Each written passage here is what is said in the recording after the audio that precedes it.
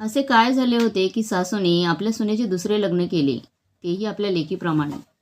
आई या गोळ्या घे पाहू. विद्याताईच्या पुढ्यात पाण्याचा ग्लास आणि औषधं धरत सलोनी म्हणाली. सलोनी तू जा ऑफिसला, मी घेते नंतर औषधं. जाव्या बापू खाली वाट पाहत असती. उशीर होईल तू जा, विद्याताई हातात औषधं घेत म्हणाल्या. अजिबात नाही, तू वेळेवर औषधं घेत नाहीस, शरीराची हेळसांड करतेस. नाहीतर आजारी पडली नसतीस, हट्ट करत सलोनी म्हणाली. बरं बाई घेते मी, बरी आहे ग आता, फक्त अशक्तपणा आला होता, बाकी काही नाही.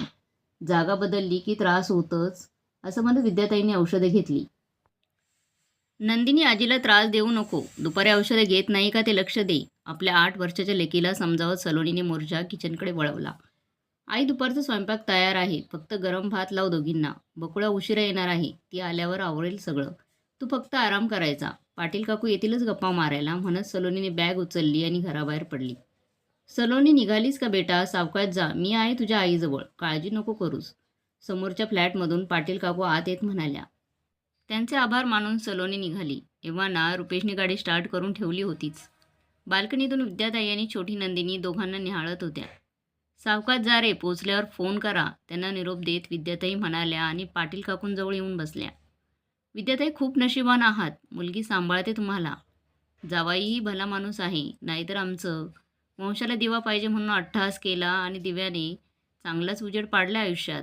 सून आली आणि पोरगा बदलला. तुमचं चांगलं आहे, मुलगा पण नाही आणि सुनेची कटकट पण नाही. हृदयातलं बोचरं दुःख विद्याताईंकडे मांडत पाटील काकू म्हणाल्या. मुलाचा विषय निघताच विद्याताई हळव्या झाल्या. आठवणीचे ढग डोळ्यातून अश्रू म्हणून बरसून गेले. माफ करा विद्याताई, माझ्यामुळे तुमच्या भावना दुखावल्या असतील तर. अहो मुलगा मुलगी सारखीच. तुमची मुलगी मुलापेक्षा कमी नाही, धीर देत पाटील काकू म्हणाल्या. ताई सलोनी माझी मुलगी नाही, सून आहे. माझा मुलगा हेमंत आणि सलोनी एकमेकांवर जीवापाड प्रेम करायचे. कॉलेजच्या दिवसात मैत्रीपासून सुरू झालेली त्यांची गाडी प्रेमाच्या स्टेशनवर कधी येऊन पोचली कळलेच नाही.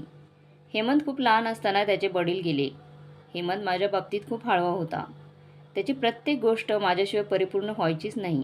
प्रेमाची भावना त्याने न लपवता कबूल केली आणि त्या दिवसापासून मी त्यांच्या प्रेमाची साक्षीदार बनले.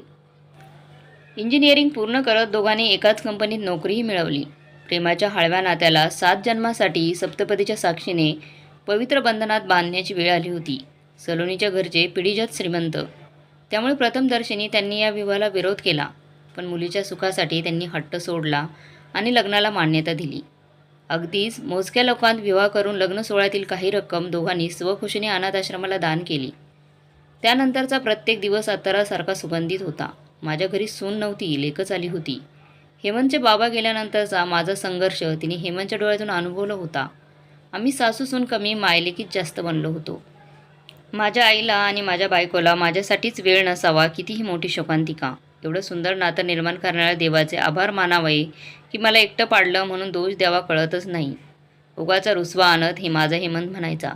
सलोनीच्या येण्याने माझ्या रुसलेल्या घराला घरपण आले होते. आता या घराचे कधी एकदाचे गोकुळ होईल अशी आस लागली होती.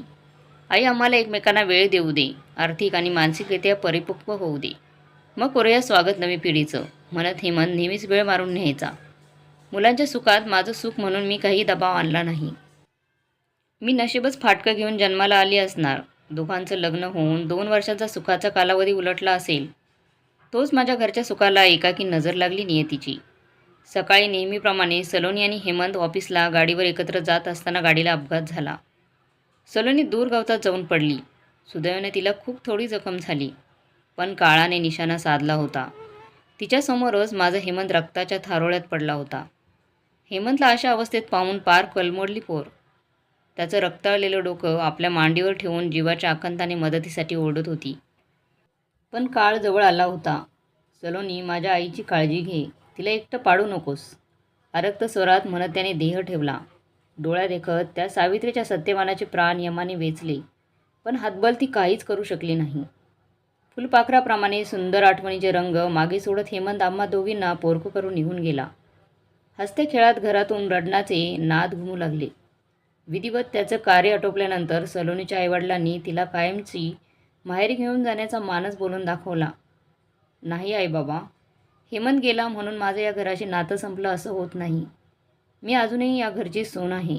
हेमंतच्या आईप्रती असलेलं माझं कर्तव्य मला लेक म्हणून पार पाडावं, यासाठी मला आशीर्वाद द्या. बाकी काही नको. म्हणत माझ्या सुनेने माझ्या कोमजलेल्या कुडीत जगण्याची नवसंजीवनी भरली. त्या क्षणी ती माझी मुलगी झाली. हेमंतच्या आठवणीचा हिंदोळा झुलवत आम्ही दोघी एकमेकींसाठी जगत होतो. हळूहळू परिस्थिती स्थिरस्थावर होत होती. पण वैधव्याने भारलेल्या माझ्या लेकीचा चेहरा मला अगतिक करून जायचा. एकाकी जीवन मी अनुभवलं होतं ते माझ्या लेकीच्या वाट्याला नको म्हणून मी तिच्या पुनर्विवाहाचा विषय उचलून धरला. आई, तुम्ही नाही का बाबांच्या आठवणीत आयुष्य घालवलं? मग माझ्यावर हा अन्याय का? माझ्या हेमंतच्या आठवणींपासून मला तोडू नका, असं अर्जव करीत ती म्हणाली. बेटा, तेव्हा मी एकटी नव्हते. माझा हेमंत माझ्या जोडीला होता. त्याच्या भविष्याला आकार देताना एकटेपणा जाणवलाच नाही कधी, किंबहुना त्याने जाणवू दिला नाही. पण तुझा एकाकी प्रवास नाही बघवत या आईला. म्हणत स्वतःची शपथ घालत मी तिला लग्नासाठी तयार केले. मी लग्न करेन, पण अशाच साथीदाराशी जो माझ्यासोबत माझ्या आईचाही स्वीकार करेल. जगावेगळी गळ घालत तिने माझ्या पोटी जन्माला न येता माझी कूस उजवली. त्या क्षणी आमच्यातल्या साऱ्या मर्यादा संपल्या आणि उरला फक्त गर्द ओलावा माय लेकीच्या नात्यातला. रुपेश रावही समजूतदार म्हणून आम्हा दोघींचा स्वीकार करत त्यांनी सलोनीला नव्याने जगण्याचं बळ दिलं. डोळ्यांना पदर लावत वेदनादायक इतिहासातील अरक्त आठवणींनी भरलेल्या नव्या नात्याचा परिभाषेचं हळवं पान विद्याताईंनी पाटील काकूंसमोर उलगडलं. बोलायला शब्दच अपुरे होते.